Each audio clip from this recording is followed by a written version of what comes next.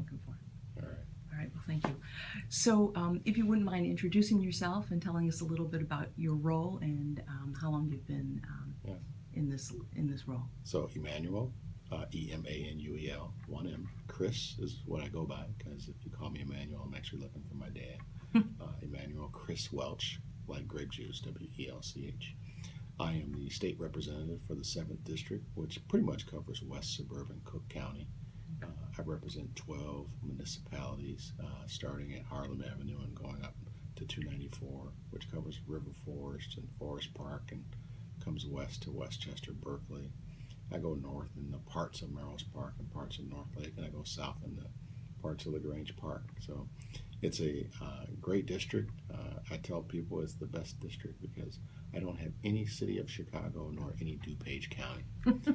I can focus on West Cook, and a place that I've known and loved my whole life because I grew up in Maywood and Bellwood and went to public school in this area. Went to Maywood District 89, and then when we moved, I was in 8th grade to Bellwood, graduated from Roosevelt Junior High, and went to Proviso West, and got a great foundation. Wonderful. So my belief in public education is because of who I am today, and it was all because of a great group of teachers and administrators who invested in me, and what I can do in this job is give back. Wonderful, wonderful. So tell us, yesterday you had an opportunity to go to the Regional Safe School in Hillside, part of West 40's alternative programs. Can you share a little bit about your experience yesterday? That was probably one of the most rewarding experiences that I've had since I've been state representative, and I'm in my 6th year. I was welcomed with open arms. The students were warm and inviting. And to me, I felt the conversations when I first got there, they were a little shy, and you can tell they're looking down and not making very much eye contact. But by the time I left, they didn't want me to go. They were looking me in the eye, and we were having some great conversations. It's like seeing a flower bloom right before your eyes. And it just reminds me that, all children are good. We just have to give them the tools to succeed. And they will. And that's what I see at the Safe School. Some kids who may have made a mistake or two, given an opportunity, and they're taking full advantage of it. Well, and we believe that. We really do believe that. At most, especially in our alternative programs at West 40, we believe that kids are their fundamental goodness. They've just made bad decisions. Correct. And so some, unfortunately, didn't have an opportunity to make those changes immediately. Yeah. Others need time and help to make those changes. Well, I told them the story. I said that, in this job I get an opportunity to visit a lot of places.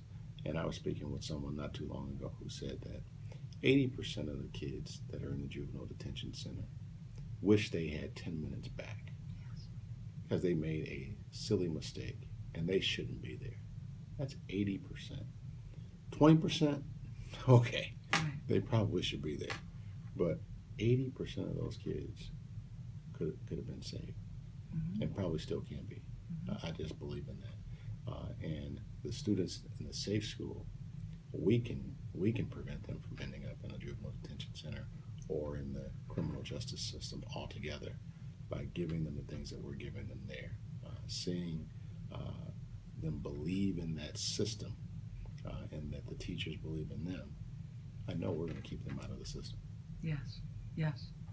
Well, it brings hope, right? Yeah. And hope brings change. When you feel like there's an opportunity for change through hope, kids make those changes. All the time. So I believe you shared a story of an opportunity that you had that could have gone south, but didn't. Would you mind sharing that? Oh, Dr. Rebecca Montoya is one of my favorite people of all time. She was my dean in high school.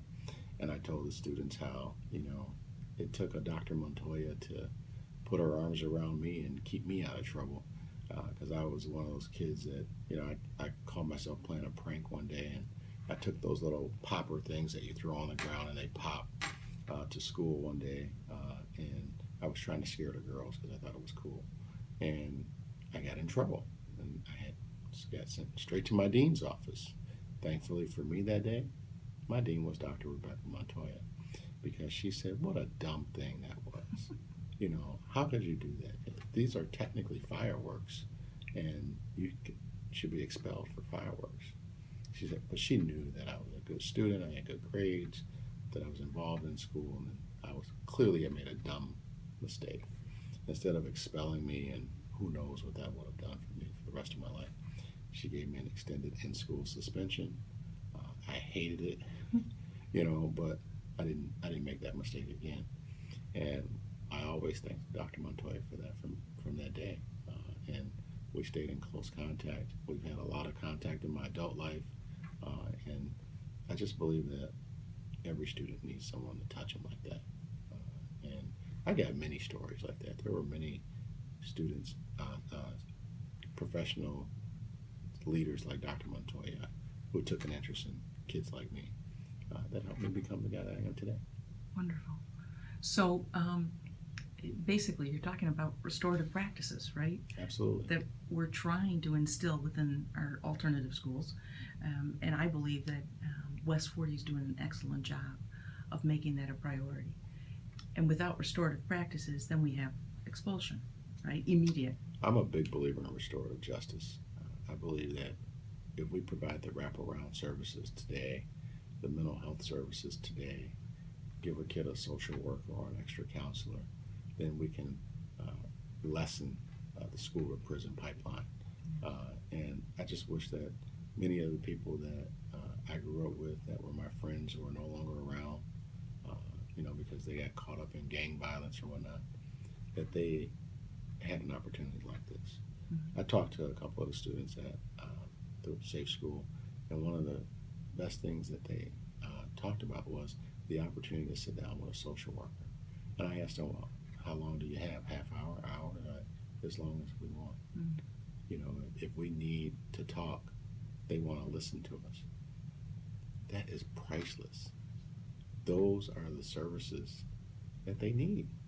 They're right on time. Yes. And as a policymaker, we should want to support and encourage that. And it will change our school system. I think SB 100 was a blessing because it's forcing people to say that that's not an automatic response, Correct. Expulsion. But we still need the other piece, which is yours sharing, which is the social worker and advocates, which we are huge proponents of. Yeah.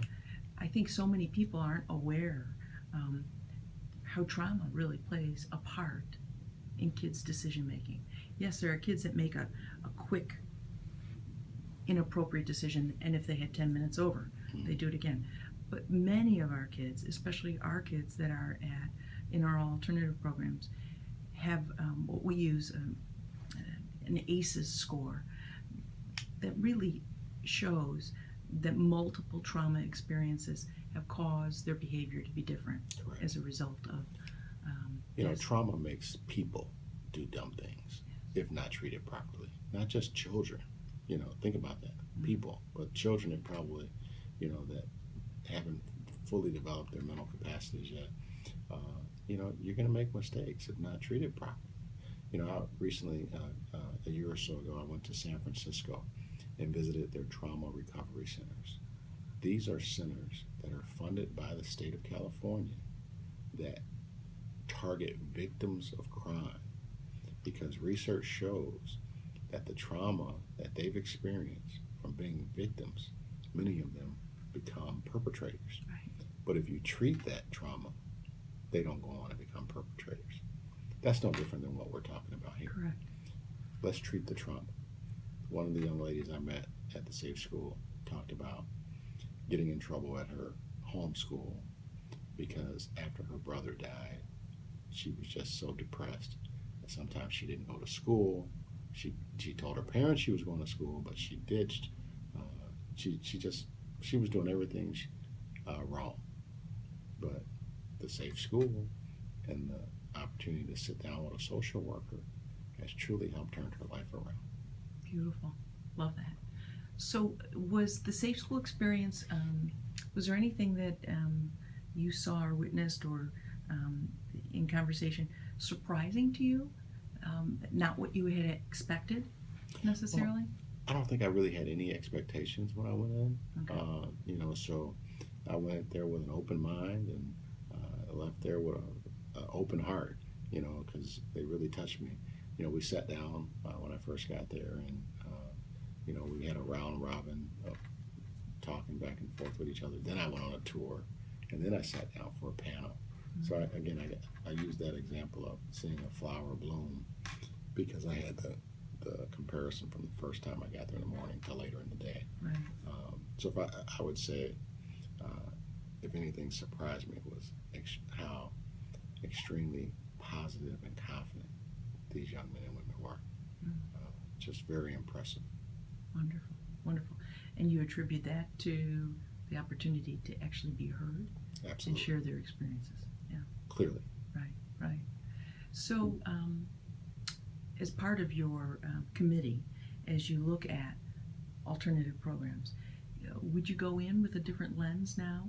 I'm not saying that your lens was different before, but is there anything that you will go in as you share with the rest of your committee as we take a look at alternative programs? Well, in the appropriations process, I've always advocated for alternative programs. I did that even when I served on the high school board at Proviso. You have to believe in second chances and restorative practices. I think this experience is going to make me fight harder because I can use the examples that I saw and learned about to advocate and be their voice because they're not there in the room. I'm there in the room for them. And so that's going to give me an opportunity to fight harder. Wonderful. Well, thank you for that. We appreciate that. Really grateful. How do we get the other 20 members to experience what you had an experience? Invite them out. Okay. Get them there. When you right. can see it and hear it and smell it and touch it, it's real. Yes. Yes. And that's why I do the things. I've been here. This is my 6th year, and spring break is not a break for me. I always use it as a chance to stay connected with the district and do things like I did with the Safe School, because we're in the middle of our legislative session. When we go back, we're going to be giving away millions of dollars in the budget process. So I use this as an opportunity to help shape my views as I go into the budget making process. Wonderful. Well, thank you. Is there anything that you'd like to share as we close? Well, I just want to thank you and everyone at West 40 for what you do. I think you're doing a great job and you're saving lives every day.